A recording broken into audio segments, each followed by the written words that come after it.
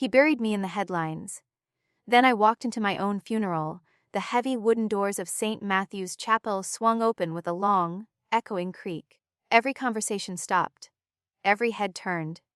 At the front of the chapel, my husband, Adrian Vale, was kneeling beside a polished mahogany coffin. One hand rested on the lid. His shoulders shook at exactly the right moments for the television cameras. He had invited reporters from 3 major networks to watch him bury me. What he had not expected was for me to attend. I stood in the doorway wearing a simple black dress, my arm linked through my father's. Alive. Adrian looked over his shoulder. The color drained from his face so quickly that even from across the chapel, I could see it happen. No, he whispered. His mistress, Celeste Lawson, shot to her feet so fast that her chair crashed onto the marble floor. A reporter dropped her notebook. Someone behind me said, "That's Mara Vale." Another voice answered, "That's impossible." I started walking toward my own coffin. I did not hurry. For 6 years, Adrian had controlled every room we entered. He decided when I spoke, what I wore, who I saw, and which version of the truth I was allowed to remember. But that morning, every second belonged to me. When I reached the front, I placed one hand on the coffin and looked directly into his eyes. "You told everyone I took my own life," I said. "But the truth is, you tried to take it from me." The cameras swung away from Adrian's performance and toward me. His grief disappeared. What replaced it was pure panic. "My name is Mara Mercer. I was 38 years old when my husband tried to murder me for my inheritance. And walking into my own funeral was not the beginning of my revenge. It was the final audit. 6 years earlier, I believed Adrian Vale was the safest man I had ever met. He was charming without seeming arrogant, ambitious without appearing cruel, and attentive in a way that made me feel chosen. He remembered the smallest details. My coffee order, the name of my childhood dog, the song my mother used to play while cooking Sunday dinner. We met at a financial crimes conference in Chicago. I was a forensic accountant for a federal contractor, and Adrian had recently taken over a struggling real estate development company in Boston. He listened carefully when I spoke about tracing hidden money through shell companies. "You see what other people miss," he told me. At the time, I thought it was admiration. Years later, I understood it was research. My mother, Evelyn Mercer, did not trust him. She was never rude, she simply watched him too closely. After our engagement dinner, she told me, "A man who needs everyone's admiration may eventually resent the person who knows him best." I laughed because I was in love, and love can make warnings sound like jealousy. She died from pancreatic cancer 14 months after our wedding. Her death broke something in me. Adrian stepped into that broken space so smoothly that I mistook control for protection. He handled calls when I was too tired to speak. He organized the funeral. He answered questions from attorneys. He moved us from my apartment in Boston into a mansion outside the city because he said I needed a fresh start. The mansion looked like something from a magazine, but beautiful places can still become cages. My mother left me a trust worth nearly $40 million, including investments, property, and shares in Mercer Atlantic, the company my grandfather had founded. She had added one unusual protection. If I died under suspicious circumstances while married, Adrian could not receive anything until a full independent investigation was completed. If fraud or violence was involved, the entire trust would pass to a charitable foundation under my father's supervision. Adrian pretended the clause amused him. "Your mother really hated me," he joked. "She was careful," I said. "Careful people usually trust their own judgment." He kissed my forehead and changed the subject. That should have been my first warning. The changes came slowly. First, Adrian suggested I leave my job. "You're exhausted?" he said. "You've been through too much. We don't need your salary." I refused. 2 months later, one of my largest clients canceled its contract without explanation. Then another project disappeared. A senior manager told me privately that Adrian had called members of the company board and raised concerns about my emotional stability after my mother's death. When I confronted him, he smiled as if I were confused. I never said you were unstable. I said you were grieving. You contacted my employer. I was worried about you. You damaged my career. He lowered his voice. Listen to yourself, Mara. You're turning concern into conspiracy. That sentence became one of his favorites. You're imagining things. You misunderstood. You're too emotional. That never happened. By the time I finally resigned, I no longer trusted my own memory.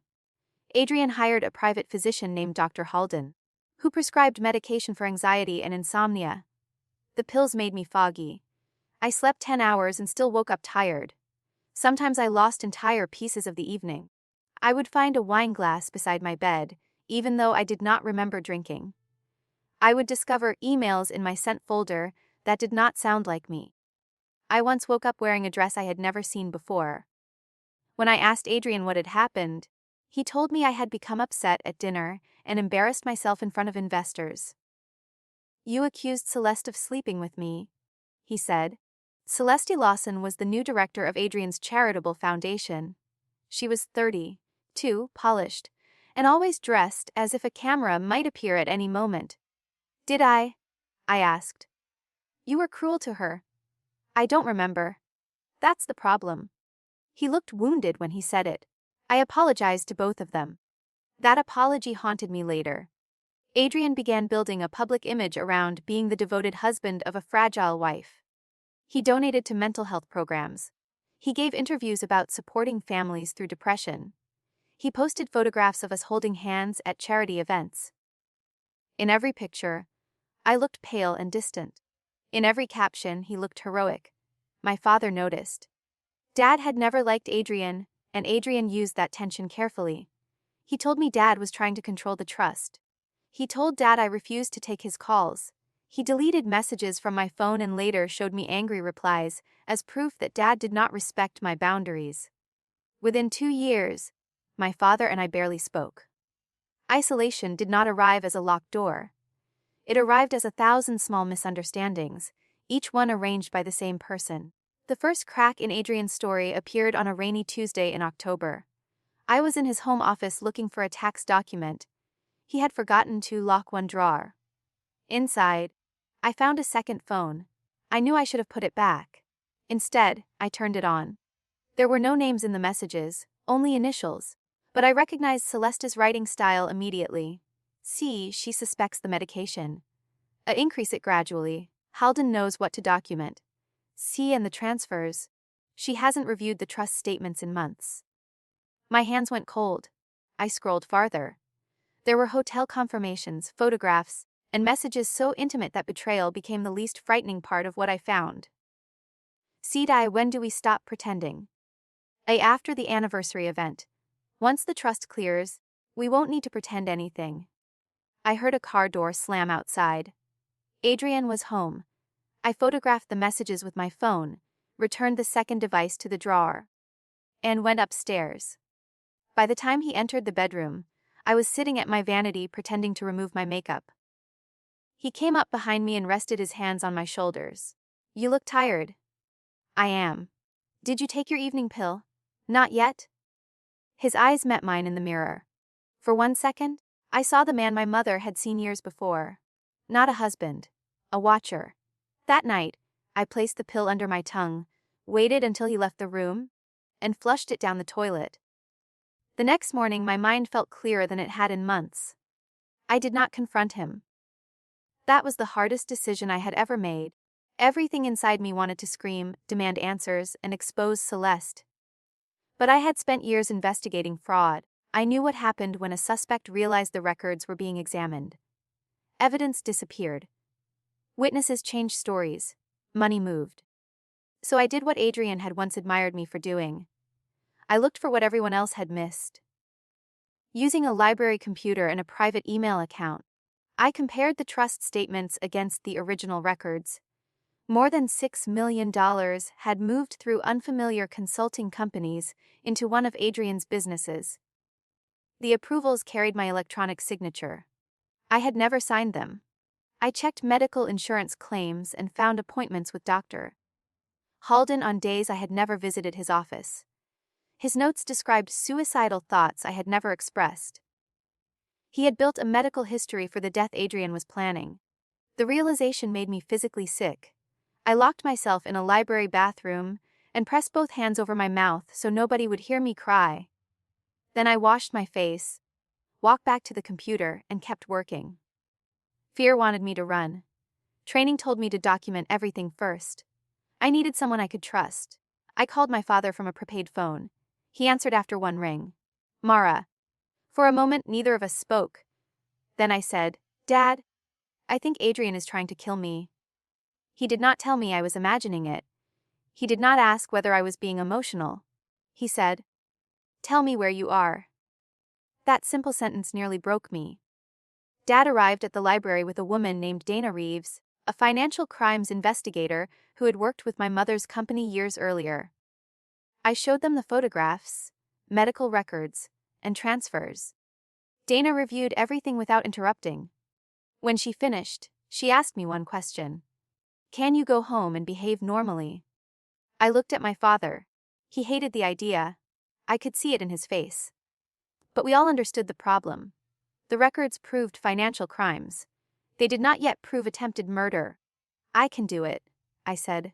Dana gave me an emergency recorder disguised as a small pendant. It automatically uploaded encrypted audio whenever I came within range of a secure device hidden in my car. She also gave me a phrase.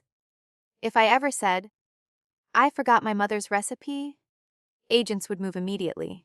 From that day forward, my marriage became an undercover operation. I smiled when Adrian kissed me, replaced his pills with vitamins, and recorded everything I could after he fell asleep. The more alert I became, the more I noticed. Adrian and Celeste were not careful because they thought I was weak. They discussed me while I sat in the next room. They left documents open. They moved money through a fake wellness company created in my name. They even used my charity accounts to pay for hotel rooms. Dana arranged an undercover operation. An investigator named Nora Blake posed as a private banker willing to hide money after my death. Celeste, eager to prove herself, described the accounts, the trust, and the timing. But Adrian remained cautious. The case still needed his voice. That opportunity came at our 6th anniversary dinner. Adrian rented the private dining room of a restaurant overlooking Boston Harbor. He invited business partners, reporters, and members of his company board. During dessert, he stood and announced the creation of the Evelyn Mercer Hope Foundation. He had used my mother's name without asking me. The foundation, he said, would support women struggling with depression. People applauded.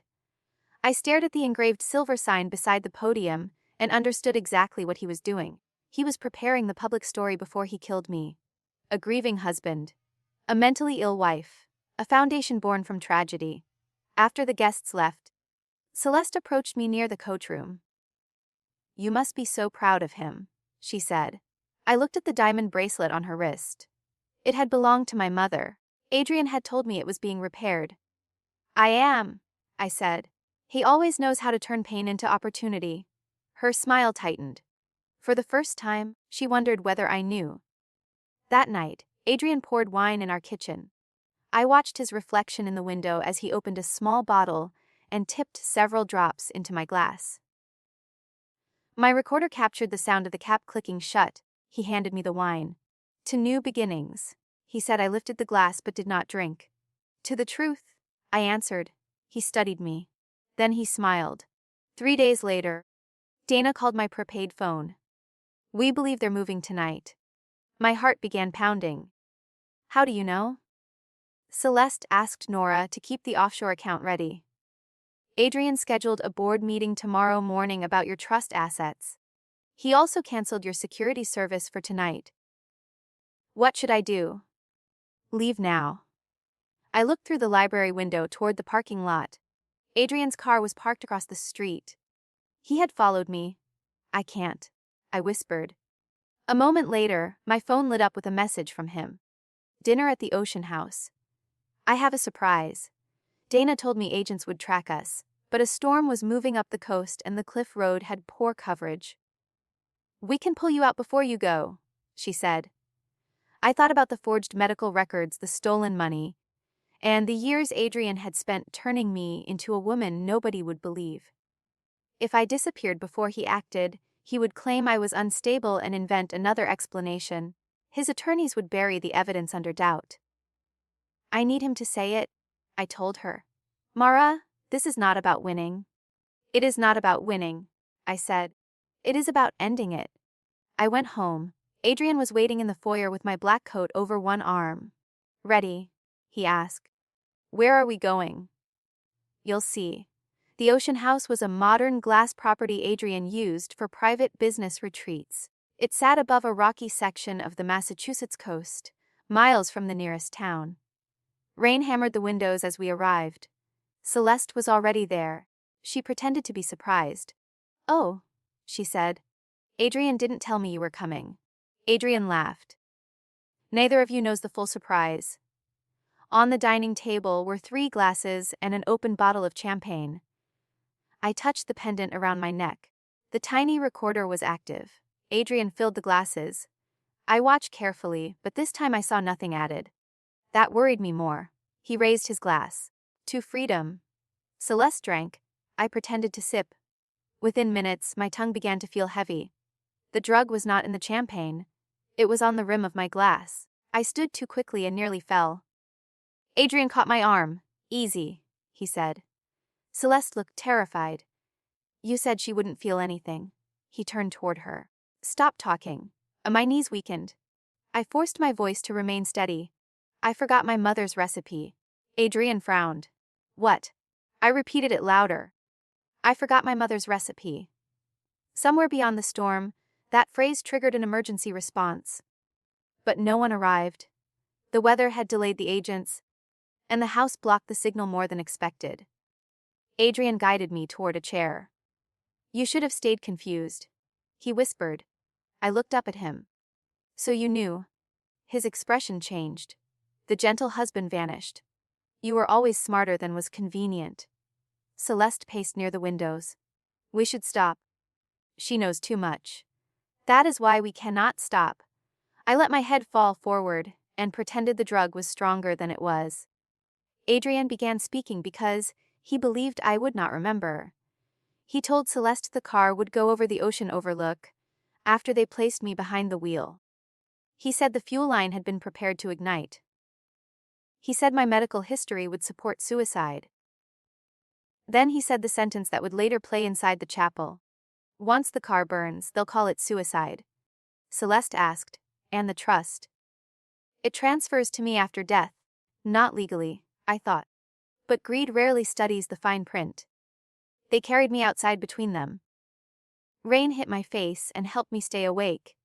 They placed me in the driver's seat of my car. Adrian fastened the seat belt and wiped the buckle with a cloth. Celeste stood under an umbrella, crying. This is murder? She said. Adrian looked at her with disgust. It became murder the moment you accepted the first transfer. He placed my hand on the steering wheel. Then he leaned close to my ear. You should have let me take care of you. I opened my eyes. You never took care of me. His face froze. I drove my elbow into his throat and reached for the door. The car began rolling. Adrian had released the parking brake. The road sloped toward the broken guardrail and the black ocean beyond it. I pulled the handle. Lock. The drug blurred my vision. The car picked up speed. I hit the unlock switch, but nothing happened. Adrian had disabled the controls. The cliff rushed closer. I remembered my father teaching me to escape a sinking car when I was a teenager. He had kept a small glass breaking tool in every vehicle after a family friend drowned. I reached beneath the seat. My fingers found it. I struck the passenger window once. Nothing. Twice. A white crack spread across the glass. The guardrail filled my windshield. On the third strike, the window shattered. I unfastened my seat belt, climbed across the console, and forced myself through the broken opening. I hit the wet pavement hard and rolled into a drainage ditch. My car continued forward. It tore through the temporary barrier, disappeared over the edge, and exploded against the rocks below. The sound shook the ground. Flames rose through the rain. Adrian and Celeste ran to the overlook. From the ditch, I heard Celeste sobbing. Is she dead? Adrian stared at the burning wreckage. No one survives that. They left before the agents arrived. I tried to stand but collapsed. The last thing I remember was my father's voice shouting my name through the rain. I woke in a secure hospital room 2 days later. Dad was asleep in a chair beside the bed, still wearing the same clothes from the night of the crash. Dana stood near the window. The recording uploaded when the car passed the coastal relay, she told me. We have the conspiracy and the attempt. Then arrest them. We can arrest them now, she said. But we may lose the stolen assets and the larger network. Adrian believes you are dead. He has already started moving money. I understood before she explained the rest. They wanted me to stay dead a little longer. Officials announced that no positive identification had been made, while Adrian told reporters my remains were beyond recognition. He pushed for a fast funeral, a sealed coffin, and emergency control of my trust. That filing triggered the survivorship clause and exposed accounts he had hidden for years. Every move he made created more evidence. For 3 weeks, I lived in a protected apartment with my father. We watched Adrian turn my death into a media campaign. He appeared on morning television with tears in his eyes. He spoke about my long struggle with depression. Celeste stood beside him as the foundation's grieving director. They announced a memorial fund before my funeral invitations had even been mailed. One night, I asked my father, "How can people believe him?" "Because they are seeing the story he prepared," he said. "You will tell them the truth when it can no longer be edited." That became our plan. Adrian had invited reporters to St. Matthew's Chapel because he wanted his grief broadcast live. Dana coordinated with federal agents, state police, the trust attorneys, and the company board. The funeral director agreed to a sealed empty coffin under legal instruction. Nora Blake, the undercover investigator Celeste believed was a banker, took a seat near the front. My father walked into the chapel alone at first, allowing Adrian to believe he had won. Then, after the service began, Dad slipped out through a side corridor and met me at the entrance. My hands were shaking. "What if I can't do this?" I asked. Dad looked at me the way he had when I was a child standing backstage before a school play. "You already survived the hard part." Then he opened the doors. The chapel fell silent. Adrian looked over his shoulder, and for the first time in 6 years, he saw me clearly. Not sedated, not isolated, not afraid. Alive. When I reached the coffin, he backed away. "There has to be some mistake?" he said. Dad answered calmly. "The mistake was believing my daughter would not survive you." Adrian pointed at me with a shaking hand. "She is lying." I attended the identification. Dad nodded. "You identified personal effects. You buried an empty coffin." The funeral director stood. The casket remained sealed under legal instruction. Celeste began moving toward the side aisle. I opened my purse and removed a small digital recorder. I think everyone deserves to hear the part Adrian left out of his interviews. I placed the recorder on the lectern and pressed play. His voice filled the chapel. "Once the car burns, they'll call it suicide." Then Celeste's voice. "And the trust. It transfers to me after death." The room became so quiet that I could hear the camera motors adjusting focus. Adrian's mouth opened and closed. "That is edited." Dana stepped forward from the second row. "The original has been authenticated. The complete forensic report was filed this morning." Phones began vibrating throughout the chapel. Breaking news alerts appeared almost at once. Federal investigation, attempted homicide, money laundering, asset freeze. The funeral Adrian had designed to make himself a national symbol of grief became the public collapse of everything he had built. He rushed toward me. 2 federal agents stepped between us. "Mr. Vale, do not move." One agent displayed a federal warrant. A state detective announced charges connected to the attempted homicide. Celeste turned and ran. She made it 3 steps before 2 agents blocked the aisle. "I didn't do anything," she cried. Nora Blake stood and removed her glasses. "You described everything," she said. Celeste stared at her. "You were the banker." "No," Nora answered.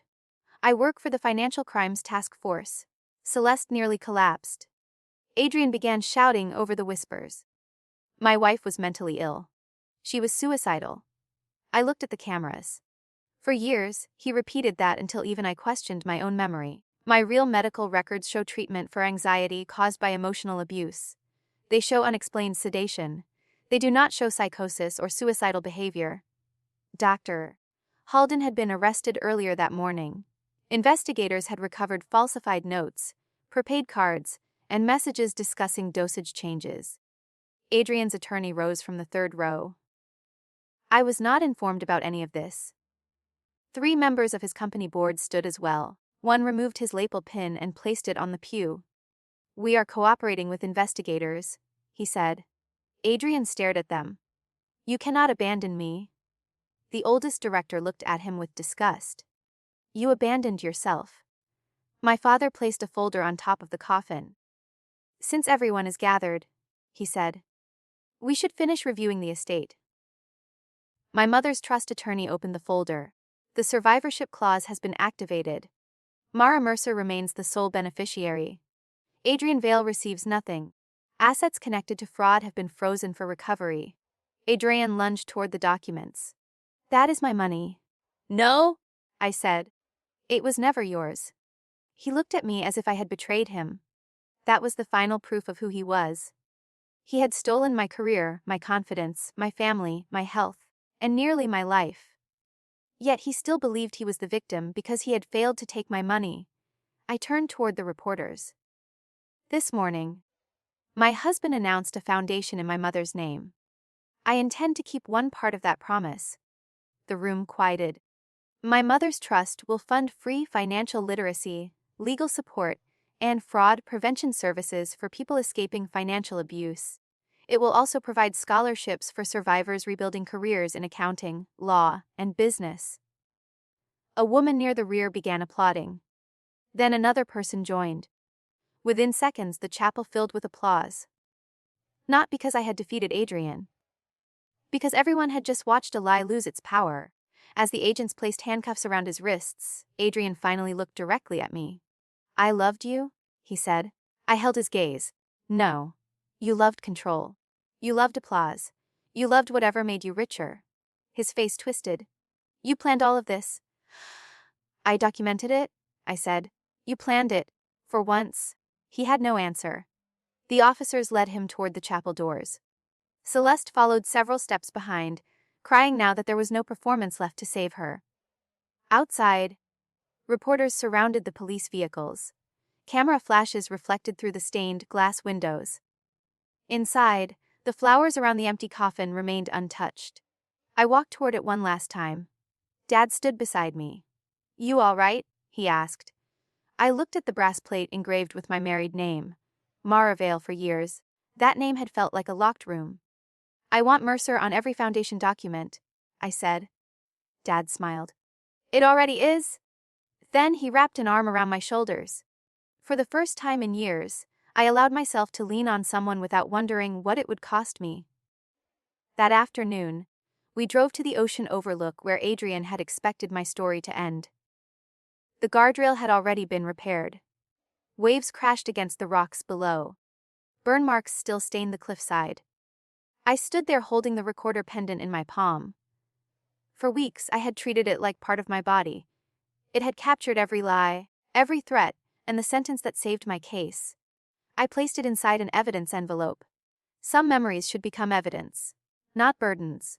6 months later, Adrian pleaded guilty to conspiracy, attempted homicide, financial fraud, money laundering, and identity theft. His companies entered court, supervised restructuring to protect innocent employees, and investigators recovered most of the stolen assets. Celeste accepted a plea agreement and testified against Adrian and Dr. Halden. She still went to prison. Cooperation reduced her sentence. It did not erase her choices. The Evelyn Mercer Freedom Foundation opened that autumn in a modest community center outside Boston.